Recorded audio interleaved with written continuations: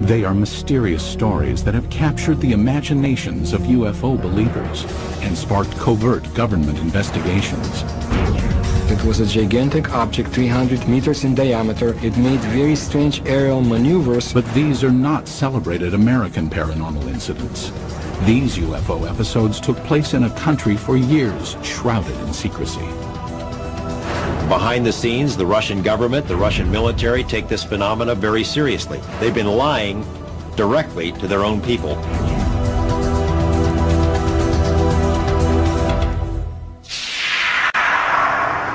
May 2002. In a remote area 100 miles outside of Moscow, an investigative team from Kosmoboysk, a group that studies UFO sightings, searches for signs of UFO activity. We are going to enter the forest. This is the place pointed out by local people to be the destination of different types of UFOs. Soviet ufologists have been active since the 1960s. They claim that for decades, thousands of citizens have witnessed the appearance of unexplainable objects in the skies over Mother Russia.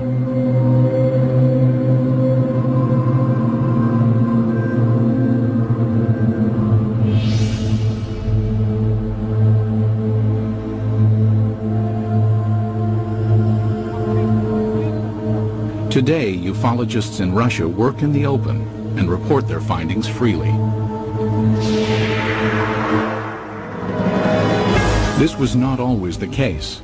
Before the policy of glasnost was introduced in 1985, independent investigations of UFOs in the former Soviet Union were conducted in a climate of secrecy and fear.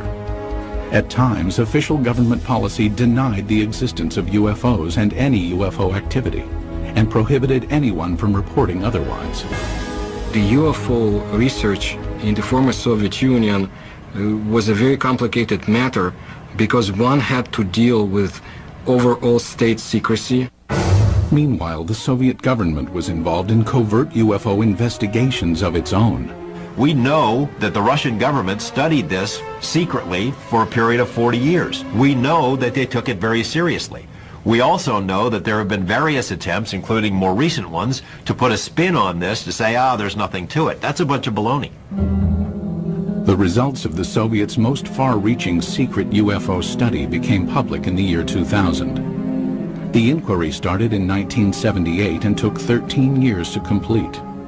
The investigative team consisted of top scientists and military experts, and was completely clandestine. Certainly, this collaboration between the Academy of Sciences and the Ministry of Defense was not paraded. I mean, formally, these studies were closed. Classified organizations took part in these studies. This research should have a secret character. Colonel Boris Sokolov was the coordinator of the investigation.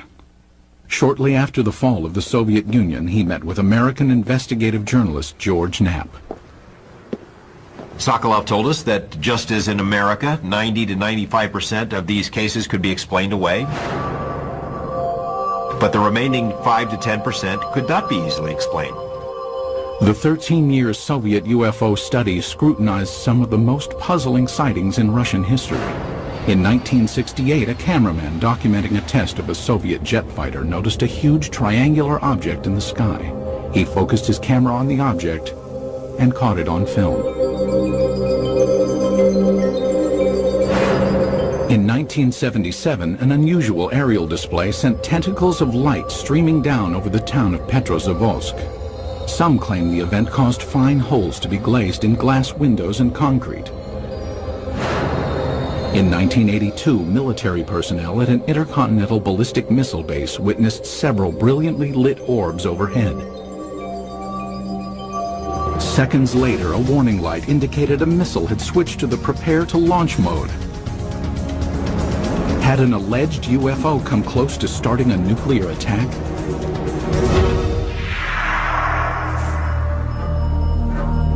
UFO sightings over Russia are not limited to the recent past. Reports of peculiar-looking airborne objects date back centuries.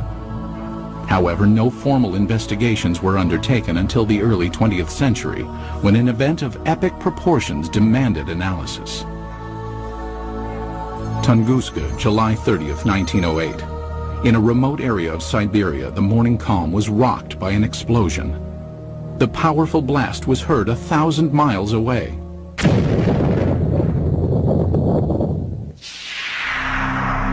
There was an enormous firewall blast, something on the order of 15 megatons of equivalent energy, which is roughly 1,000 times that of the Hiroshima blast at the end of the Second World War. This was an extraordinary event. Because of the remoteness of the Tunguska region, it was almost 20 years before any government researchers visited the site. The first expedition to reach Tunguska was headed by Russian mineralogist Leonid Kulik. When the initial expedition got to the Tunguska area in 1927, the natives were reluctant to show the scientists into the region because they thought the god Agdi had devastated the area because of the wickedness that was going on, and he had destroyed the trees, killed the animals. Kulik eventually convinced locals to direct him to the blast location. Believing a meteorite had caused the massive explosion, Kulik assumed he would find a crater at the point of the meteorite's impact. To his surprise, there was none. He looked for meteorite samples on the ground because often when an object hits the Earth, it throws up debris, and the debris is recoverable around the edges of the crater. But of course he didn't find that either. What Kulik discovered has stirred UFO debate for decades. At the blast's epicenter was a frozen swamp with an untouched clump of fully grown trees in the middle. Circled around the grove, 10 million dead trees lay in a symmetrical ring, seemingly mowed down by a cosmic scythe. So here we have an enormous blast site with no crater, no fragments or meteorites around the rim of the crater, and this radial pattern of burnt trees knocked down for some 20 miles in all directions. In the years that followed, others traveled to Tunguska to study the unusual occurrence. There might have been fruits obtained by labors of another expedition sent by the head of the Soviet secret police in the late 1940s. But all we know is that such expedition existed. We do not know what has happened to the items and the information it collected. Further baffling ufologists were reports of radiation damage in the Tunguska blast region. There were also some reports of mutations taking place in plant life, and even some humans apparently suffered some gene damage. In 1947, Russian Army Colonel Alexander Kazantsev developed a remarkable theory based on information about the devastating consequences of America's atomic bomb attacks on Japan. He was listening to the report about the nuclear bombardment. The announcer gave a very long and very detailed description of how and in which direction trees, houses had fallen, and so on, how everything was hit. He realized that what had happened in Hiroshima, exactly the same happened at Tunguska, only nearly half a century ago. Kazantsev hypothesized that the nuclear-like devastation seen at Tunguska must have been caused by the crash of a nuclear-powered alien spacecraft. But the scientific community rebuffs the UFO theory. Scientists claim the Tunguska explosion was caused by a rare but explainable natural event. They believe an asteroid dropped to just 3 miles above the Earth's surface and then exploded. As the object came in, it was being decelerated and squeezed by atmospheric forces. It blew up with the force of a hydrogen bomb. The shock wave smashed down the forest, knocking trees away from the blast and resulting in a pattern away from ground zero. But how would an asteroid explosion explain the reports of radiation damage in the Tunguska area? Scientists say it can be attributed to the sheer magnitude of the explosion. As we mentioned before, the blast itself was 1,000 times greater than the Hiroshima blast at the end of World War II. The blast would have generated a series of very high-speed charged particles and would have been the cause of some of the mutations in the gene structures of plants and animals. But to this day, scientific explanations do not satisfy many ufologists. I have been several times to the place where the Tunguska body fell. I intentionally call it body, not meteorite.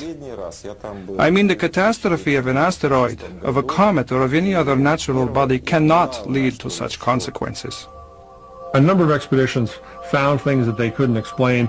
There are some people who were saying that the evidence suggested this was some kind of an alien spaceship.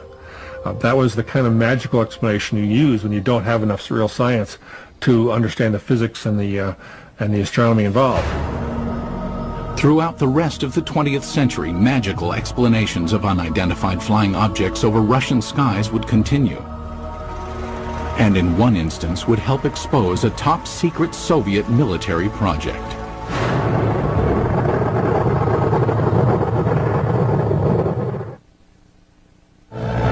It was 1948. World War II was over, but the Cold War was just beginning. Soviet leader Joseph Stalin had initiated the Berlin blockade and directed his scientists to develop a nuclear weapon to rival that of the United States. It was during this period that some claimed Stalin grew concerned about UFOs. It is said his interest stemmed from reports of a 1947 UFO incident in Roswell, New Mexico. New Mexico in 1947 would have been a hotbed of Soviet espionage because we had all kinds of stuff there. The 509th Bomber Wing, the only atomic bomber wing group.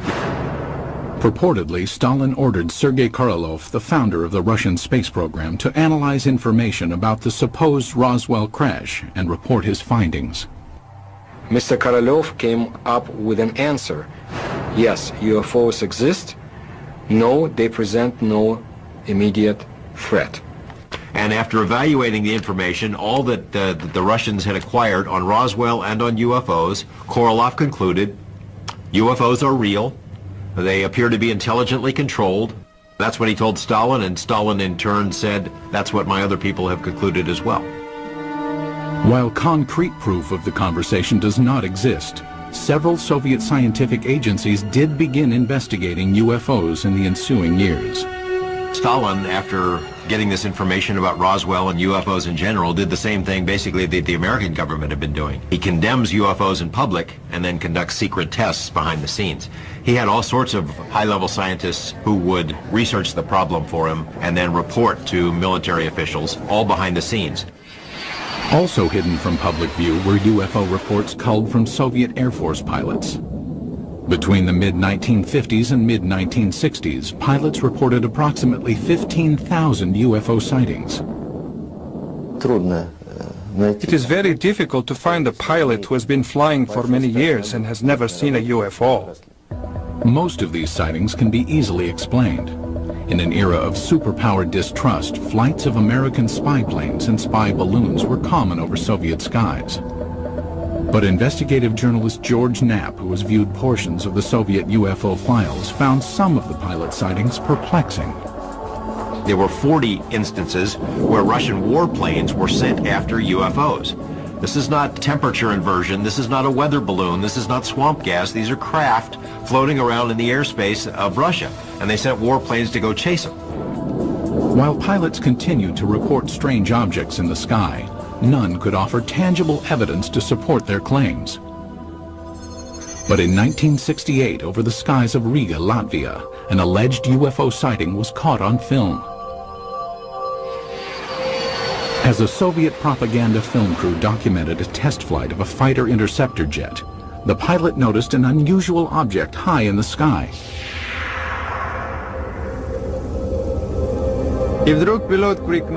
And suddenly the pilot shouted, "Look, film it!" We looked and saw a triangle at a tremendous height. Fighter planes scrambled to investigate, but the object quickly disappeared behind a cloud and was never seen again. It was later estimated that the craft was hovering approximately 7 miles above the ground. The film was sent to the Kremlin, where it remained locked from public view for years. They really took it seriously. I say seriously because the film was taken away. It was declared completely secret. Outsiders have only recently seen the confiscated film. While some maintain the film is conclusive evidence of a UFO, Skeptics argue the vehicle was most likely a French-made high-altitude research balloon. As secrecy enveloped all government discussions of UFO issues, an underground army of Soviet ufologists began to form in the USSR. They kept their studies concealed. The Russians who studied UFOs in this period report that they had a very serious feeling of threat from the Soviet government, that they were doing something which the Soviet government disapproved of. The leader of civilian UFO research was Felix Ziegel, the man considered the father of Soviet ufology. Felix Ziegel was a Soviet scientist. He was a doctor of mathematics and astronomy at the Moscow Aviation Institute. He made it his job to find out why are the strange objects or in the skies of his country. Ziegel challenged the Soviet system by conducting paranormal lectures, organizing independent UFO investigations, and urging Soviet citizens to report any and all sightings. His efforts were not without risk. We cannot say, of course, that people would be put in jail for it, but still Ziegel suffered. He was harassed both in his place of work, at the Institute of Aviation, and he was harassed by the state government authorities. Ziegel and his investigators spread information about UFO sightings through an underground press network. Samizdat, private publications used to disseminate information, were strictly forbidden by the Kremlin. In his time, brochures were printed in a samizdat way. They were collections of observations and letters, typed in 5 to 10 copies. All materials were typed with the use of carbon paper.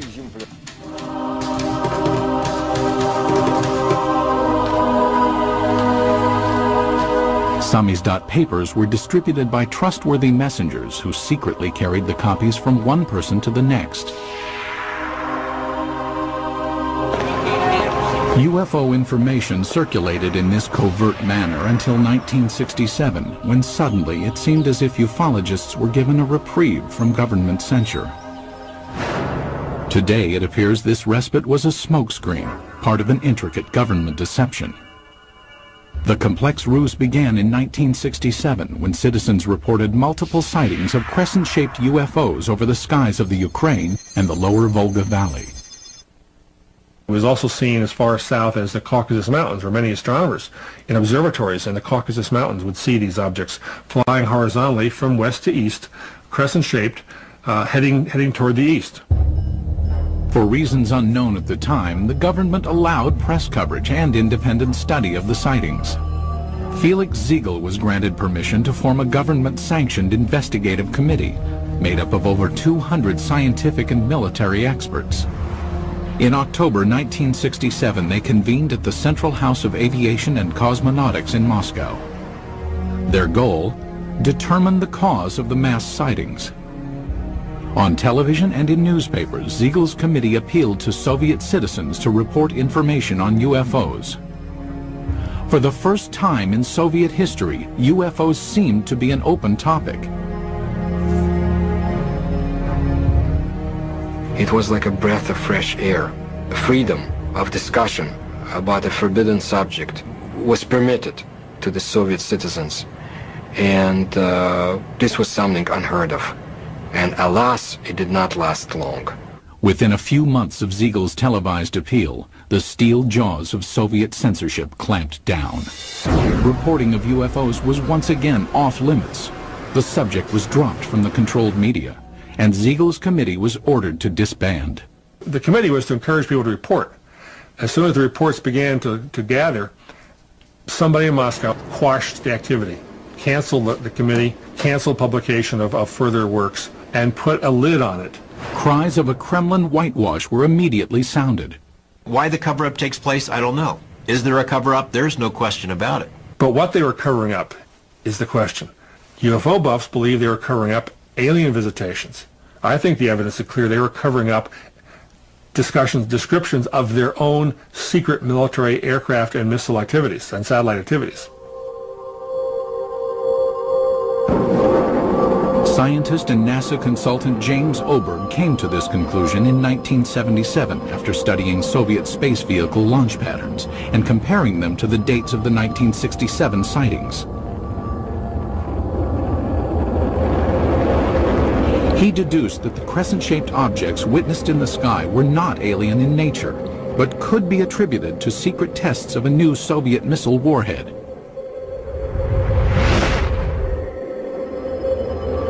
People in the area saw the rockets, especially at night, saw the streamers, the contrails in the sky, even heard the rockets. They were told by the government that there was nothing there, that it was not anything ours. It became a UFO phenomena. Later dubbed by the Pentagon as a fractional orbital bombardment system, the Soviets had good reason to keep the tests secret. It was designed to sneak under our radar as a first strike weapon. It was one of these scary things that you only build it if you mean to make a sneak attack. It was also illegal to have such a weapon because in 1967, the U.S. and Russia and other countries signed a treaty forbidding the placing of nuclear weapons into orbit. But why, after crushing public dissemination of UFO information for years, did the government briefly loosen its restrictions in 1967? It appears now to have been a deliberate ploy to fool its citizens and the international community about the true nature of the sightings.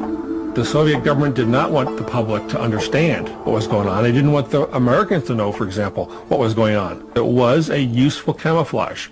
It diverted people's attention. Because it was a UFO, Western journalists would laugh rather than investigate it. The cover-up by the Soviet government is in letting people think they're flying saucers. The strategy backfired when the extensive UFO data collected by Felix Ziegel's committee was published in magazines. The Soviet government realized what these reports really were. They're military secrets. Not described accurately, but accurately enough to be of use to the CIA if they ever caught on. The government said, "Oh my gosh," and other things in Russian, and said no more UFO reports get published in the Soviet Union. For 10 years, public discussion of UFOs was effectively brought to a halt. But that would change in 1977 with the appearance of a strange-looking object over Soviet skies, witnessed by thousands of astonished citizens. September 20th, 1977. As dawn approached in the small Russian port city of Petrozavodsk, a spectacular aerial display lit up the skies. The incident would become one of the most studied UFO sightings in Soviet history. The phenomenon of Petrozavodsk is one of the greatest abnormal phenomena on the territory of our country.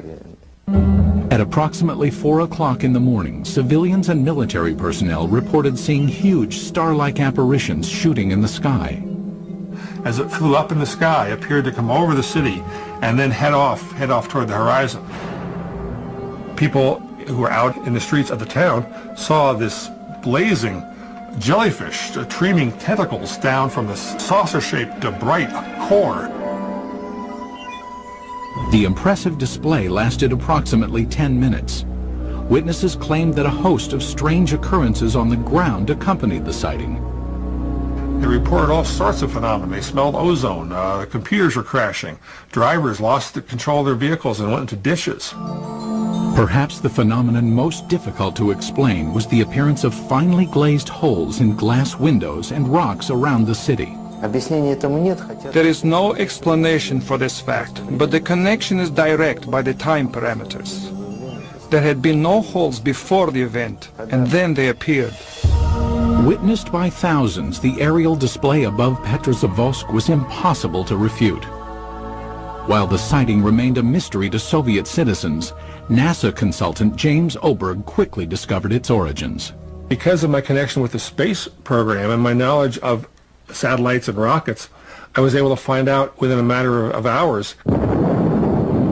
There was a rocket launching that morning from a secret space center north of Moscow at precisely the time people were seeing this UFO.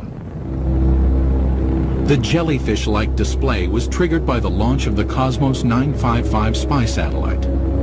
As the rocket engine contrails were backlit by the rising morning sun, it produced the tentacle effect observed by witnesses. So this what they call basically the smoking gun of Soviet ufology. They call it a Medusa, or jellyfish UFO, because it was streamers of light coming down from the streamers in the rocket engines of the rocket, as it turned out. As with previous mass sightings, the government had ample reason to keep the truth hidden from Soviet citizens. The satellite was launched from a secret military space center called Plesetsk, one of several undisclosed missile bases scattered throughout the Soviet Union. Most ufologists accept the satellite launch as the cause of the aerial display. But many argue it does not fully clarify the mystery. How shall we explain the appearance of some beams that burnt the glass? When the pieces of the glass were analyzed at the Institute of Metrology in Moscow, they concluded that these holes resulted from badly glazed window glass. That is, a purely technical defect took place. I do not believe that the launch of a secret military satellite would explain the holes that were made in the glass. My personal opinion, no, this was not man-made technology that's responsible for such effects. There were some reports of holes being drilled into glass window panes and in paving stones. I saw those reports. I can't explain it. And all these sorts of additional phenomena, these additional reports, are typical of what happens when people see a very sudden, shocking sight in the sky and look around them for corroborative evidence. Most of the time, it's irrelevant, independent, and sometimes even imaginary. While the mysterious holes might never be fully explained, the Petrozavodsk incident had much deeper consequences inside the walls of the Kremlin. The upshot of this incident was the decision of the Soviet government to create a secret program to study UFOs. In the weeks following the Petrozavodsk sighting, the Soviet Academy of Sciences received inquiries from several European nations concerned about the nature of the event. In response, the Academy of Sciences requested permission from the Kremlin to initiate a top-secret investigation of anomalous occurrences. Although aware the majority of these events were not paranormal in nature, the scientists admitted in their request that they could not provide a scientific basis for all UFO sightings. The Academy of Sciences can neither ignore or explain the paranormal phenomena similar to that observed in September 1977 in Petrozavodsk. The program was organized to show that we did not know the answers to these questions and would be studying it on the scientific level. That was the way the official scientific program for studying abnormal phenomena and extraterrestrial flying objects started its work in the Soviet Union. In 1978, the investigation that later became known as Institute 22 was formally started. The study lasted 13 years and was completely concealed from public view. But why did the Soviet government spend time and money to investigate a phenomenon it already knew the origins of? There's really no surprise that the Soviet military, even if they understood the nature of most of these reports, would still investigate them. The Soviets traditionally spied on themselves as severely as they spied on the West. If they already knew that these are missile tests, why do they have to have a nationwide study behind the scenes? I mean, it's not like the results of the study were ever going to be published anywhere. It was a secret. So it makes no sense.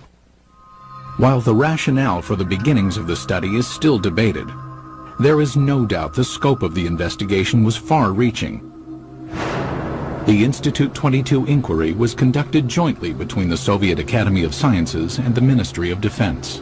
It was very useful for the Academy of Sciences to collaborate and to carry out studies together with the Ministry of Defense, because naturally it was much easier for the Ministry of Defense to get the information we had no access to. The armed forces were ordered to study what, if any, influence possible UFOs might have on the proper functioning of technical military equipment. In addition, hundreds of thousands of sailors, soldiers, and pilots were recruited to watch for and report on UFOs. No one was told why the reports were being taken. The Ministry of Defense has an enormous observance potential. First, military units are located all over the country. Second, unlike civil organizations, an order from the Minister of Defense is sufficient for making a potential viewer of each military man, and this was done. Every single unit in the vast Soviet military empire had to comply with this study. That is, any UFO, any anomalous object, any ball of light, any strange thing in the sky whatsoever had to be fully investigated. Scientists were directed to investigate the physical nature of alleged paranormal phenomenon. The data collected by the military and scientists was analyzed in a lab located in a nondescript building in a suburb of Moscow. The personnel of the laboratory were not numerous, not more than 10 people, and this number was never exceeded. But the specialists from almost all the scientific areas worked there, from a physician to specialists in radioelectronics, meteorology, and astrogeophysics. Practically all the specialists were represented there.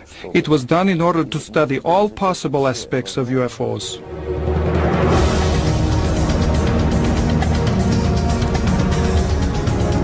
Six years into the study, Institute 22 would be called on to scrutinize an incident of global consequence, when a suspected UFO incident placed the world on the brink of nuclear war.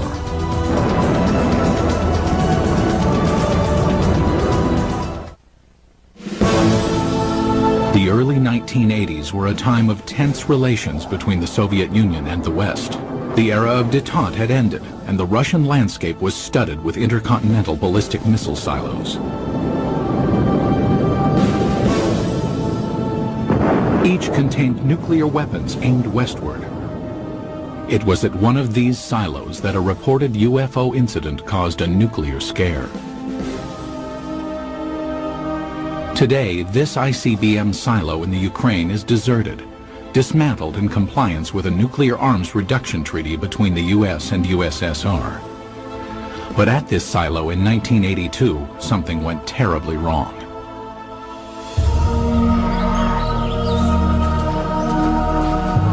It started at approximately 6 p.m. when soldiers and villagers in the nearby town of Bielo-Korovichi witnessed a strange object in the dusk sky.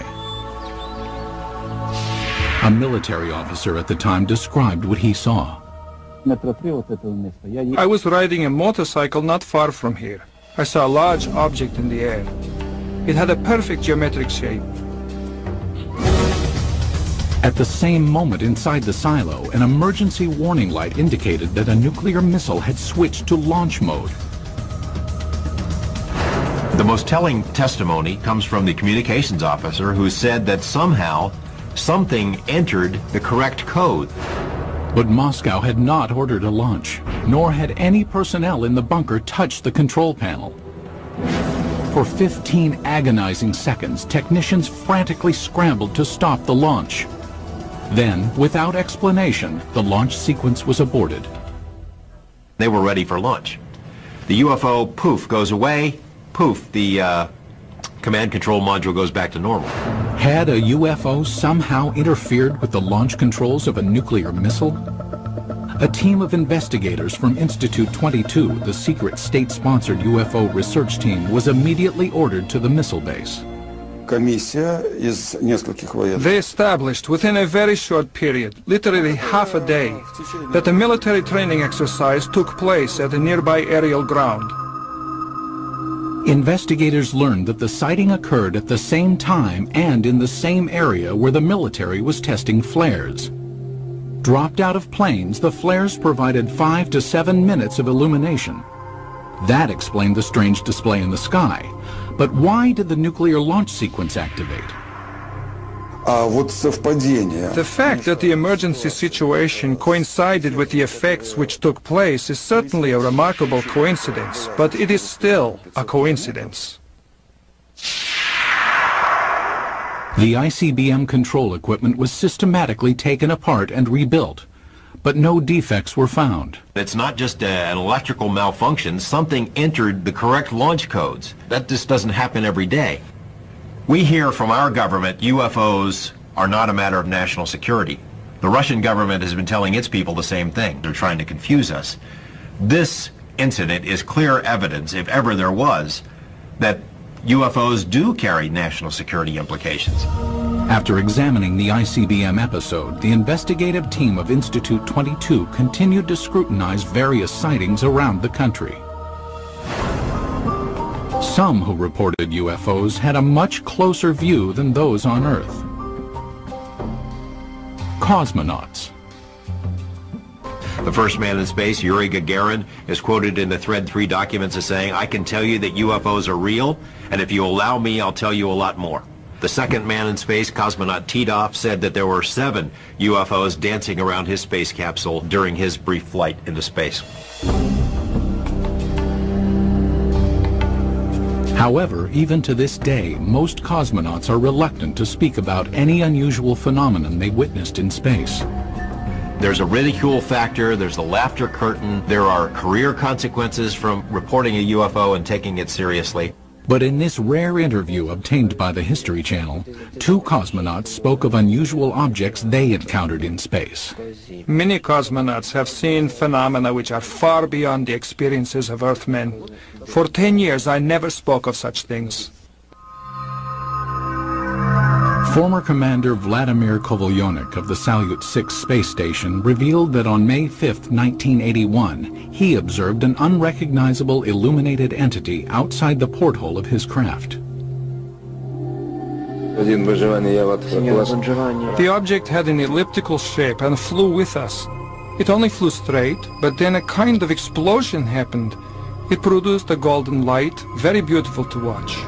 A second explosion followed, and 2 spheres appeared. As we entered the darkness of Earth's shadow, I could no longer see them.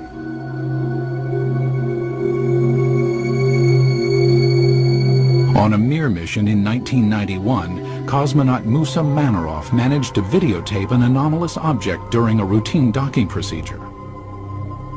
I was looking out the biggest window.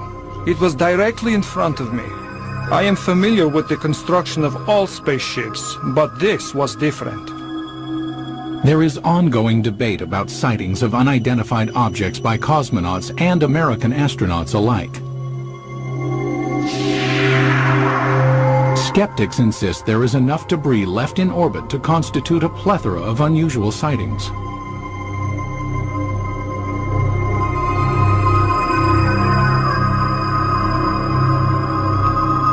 As cosmonauts traveled amidst the stars, the 1990s saw major changes take place on Soviet soil. When the walls of communism crumbled, American UFO investigator George Knapp ventured to Russia, hoping to discover just what secrets the Soviets had been hiding about alien encounters. What he found was startling. Beginning in the mid-1980s, the leaders of the United States and the Soviet Union conducted several summits aimed at reducing both nuclear arms and tensions between the 2 superpowers.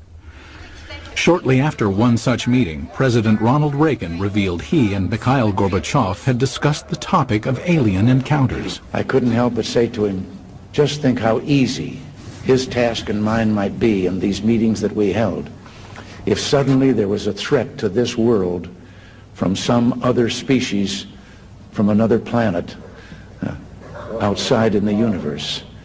We'd forget all the little local differences that we have between our countries. Reagan made 5 different public statements, including one to the United Nations, that, well, boy, wouldn't it be something if UFOs were suddenly a threat to us and we'd all get together? And sort of Gorbachev kind of responded, yeah, it sure would. You know, we would get together. Lo and behold, we did get together. You know, the wall came tumbling down, perestroika, glasnost. With the collapse of the Soviet Union came a new era of openness in Russia. Thousands of miles away in Las Vegas, Nevada, investigative journalist George Knapp, who had studied many American UFO incidents, realized the time was perfect to explore Russian reports. 3 years ago, we had succeeded in obtaining several hundred pages of secret Russian UFO documents and photos. Other Western journalists followed. Today, it's a new ballgame. The lid has been dropped on government UFO files, although there is still plenty of information to be found. It occurred to me, now may be the time to go ahead and try to find out what the Russians know about UFOs. It was a tumultuous, crazy time, but a wonderful time to be there as a journalist. In 1993, Knapp traveled to Russia and was introduced to Boris Sokolov, the coordinator of Institute 22. Like many government-funded scientific projects from the era, Institute 22's funding had been cut and the project disbanded. Sokolov provided Knapp with some of the recently declassified UFO files, containing information on the cases that were more difficult to explain. he had culled from the thousands of reports some of the most interesting ones and had kept them in these binders, and we were able to get them and bring them back. Why would the Russian military study all of this stuff? Colonel Sokolov said it was a very practical reason. They knew that UFOs could do things that their planes couldn't. Figured by studying it, they may be able to get an advantage over us in terms of stealth technology. Upon returning to the United States, Knapp made some of the files public. As a result, Colonel Sokolov was ridiculed by some back in his homeland. Officially, Russia was a democracy, but the communists still had a lot of influence. There were communist newspapers that attacked him broadly as being a sellout to Mother Russia. But the public scorn Sokolov endured was certainly less severe than the consequences he might have been subject to in the old Soviet Union. My friend put it this way. He said, if this had happened 5 years ago, we would be in prison. If it had happened 10 years ago, we'd all be shot for giving up these secrets. But in 2000, the relaxed political climate allowed Sokolov and scientist Yuli Platov to publish a report summarizing the findings of Institute 22. Entitled The History of UFO State Research in the USSR, the report concluded that of the 3,000 UFO sightings investigated, 90 to 95% of the incidents could be attributed to man-made phenomenon, mostly missile launches and research balloons. The remaining 5 to 10% could not be easily explained. He was not willing to conclude that any of these things were extraterrestrials or interdimensionals or aliens from the future or anything of that sort. The thing is that before, the enthusiastic ufologists had affirmed in literature that all we saw was due to contacts with the extraterrestrial civilizations. No. It turned out that only a very small percentage of events remained unexplained. But in a land that for so long concealed information and suppressed dialogue, many ufologists wondered if the report revealed the entire truth. There is a vast treasure trove of KGB documents on this topic somewhere that no one has ever seen. And I know the KGB did release some documents in the early 90s, but it is presumed by a lot of folks that the best stuff is still hidden in a vault somewhere. What happened to the files? Who keeps them? Until we ourselves go through the files, we cannot say whether what Mr. Platov and Mr. Sokolov say is true. It will probably never be known exactly how many Soviet UFO files remain classified, or what they contain. Most in the scientific community doubt any smoking guns exist in the unseen files. People in Russia still have a very powerful sense of gossip and rumors, because under Soviet days, so many things were illegal to talk about, illegal to know. So they replaced the reality with a very rich mythology. UFOs became part of that mythology in Russia, and it's still a very powerful theme over there. But many UFO enthusiasts remain suspicious, believing that the proof of alien encounters exists and is still being hidden.